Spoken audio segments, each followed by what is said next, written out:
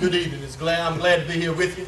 I drove a few miles from east of 95, Eatonton, North Carolina. I have to go about 68 more miles and I'll be in the Atlantic Ocean. But everybody's going to talk about what they're going to do and everything, but I think it's important as a voter for you to inform yourself and find out the qualifications of anybody who's going to run for an office. So I'm going to take my time and introduce myself to you. Ed Goodwin. I was born and raised in Chowan County, Eatonton, North Carolina. Born on a farm, local family farm. I'm a fourth generation farmer. That's what I'm doing now after I retired 2 times. I got drafted into the military during Vietnam. I finished my time there. I came back home at East Carolina University, got my degree. Uncle Sam hired me as a special agent with NCIS. I spent the next 23 years doing that. After I retired, I said I'm going to go home and be with my mother and father in their old age and my brother, and we'll farm together. I found out my county was in trouble, financially broke.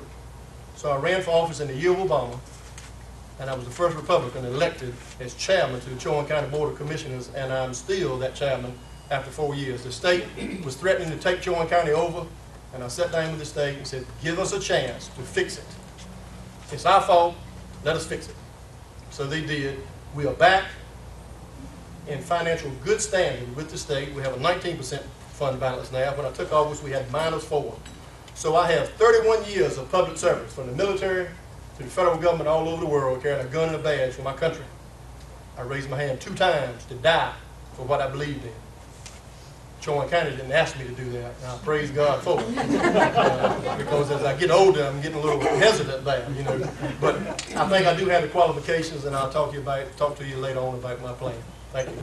To assess the business situation, and from the Secretary of State's perspective, small business is being crippled in this state. It's an obstructive situation. We need to analyze that, assess and recognize what is doing that, identify it, and take it down the street to the legislature and be the driving force to change that for the small businessman and woman.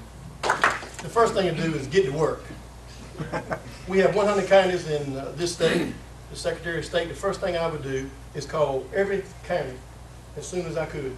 I talked to the county managers and the chairman of the County Board of Commissioners to find out what is going on with business in your county. Tell me what's good, tell me what's bad. Call the Chamber of Commerce. Every county has one. Some of them have more than one Chamber of Commerce. Call them, get some feedback, compile the problems, the obstructive elements that exist in that system right now.